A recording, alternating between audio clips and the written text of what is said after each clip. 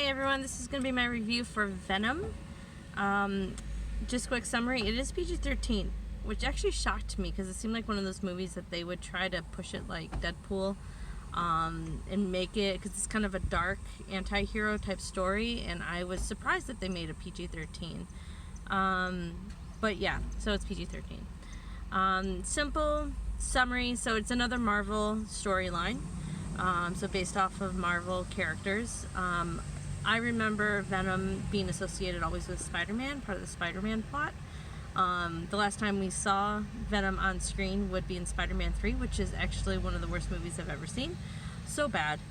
But anyway, a summary about this one. So we have this reporter named Eddie Brock, and he interviews this scientist who's the founder of this Life Foundation. And he uses all this classified materials that his fiancée, who is a lawyer, about him to like kind of call him out in some shady things that's going on with the foundation. But he ends up getting fired, and his girlfriend ends up being fired too because the material that she had, you know, he used. Anyway, at the same time, Life Foundation, they sent some space probes into space and came back with these specimens, and there's like these gooey specimens that like leech on to living people and living, you know, animals and stuff like that, and sometimes take over the person or the animal, or the person dies if they're not strong enough. Anyway, one of these specimens breaks out when Eddie Brock is sneaking into the Life Foundation and latches on to Eddie, and that is Venom. And so now Venom can come out and be like this black-suited, wide-eyed, you know, gross monster-ish character, or you can like get embedded into him and just kind of be a secondary voice. And there was this other specimen that made it off of the ship called Riot, and so basically Riot wants to bring back more specimens and take over Earth is the goal. I don't know, it was really weirdly explained. Like, you couldn't really know the motivation and why they were doing what, because Venom wanted to do the same thing, and then he changes his mind, and that's never really fully explained anyway. So it ends up being this big fight between Venom and Riot, which is also because Riot latches onto the evil doctor scientist guy, and you know, of course, Riot dies, and Venom, you know, lives on through Eddie Brock. Anyway, there's that. I don't know. This is why I don't like talking to people who've seen movies before me, because even if they just say, "Oh, it was so disappointing," like, now I'm walking in and I'm expecting it to be bad. I don't even want to hear people say it was good or whatever, because I like to have that first impression. I don't want to be, you know, anticipate, you know, it being good or bad.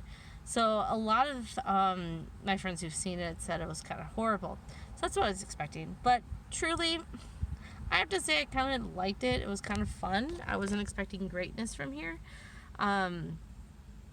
There was just, you know, weird things that weren't explained, like, or explained fully. I think I just enjoyed the humor at the end of this secondary Venom personality.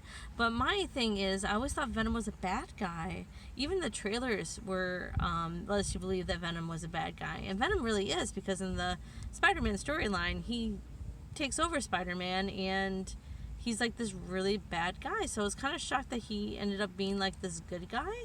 And I thought that was a little bit against the comics. But Stan Lee was in the movie, so I guess he had to agree with it somewhat, but I think it was just edited really weird as well. The only takeaway is in the scene in the credits, you saw Woody Harrelson, and of course every big celebrity is in a Marvel movie now, but I love Woody Harrelson. I was excited to see him, and he was going to be Carnage, but now I hear that the sequel for Venom is not happening anymore. So there's that. But yeah, it was fun. It wasn't great. Many other great superhero movies are out that did better than this. It just seemed to be a lot of conflicting direction going on, I guess. Anyway, so out of 40 movies I've seen this year, here I'm at 40. I'm ranking this at number 25. I'd rather see Jurassic World Fallen Kingdom, just because it was a lot more fun, more consistent. But yeah, I'd rather see this one before I see The Spy Who Dumped Me again, just because this one was just a little bit more fun than The Spy Who Dumped Me. Alright guys, that is it. Thank you for watching. I'll see you in my next movie review.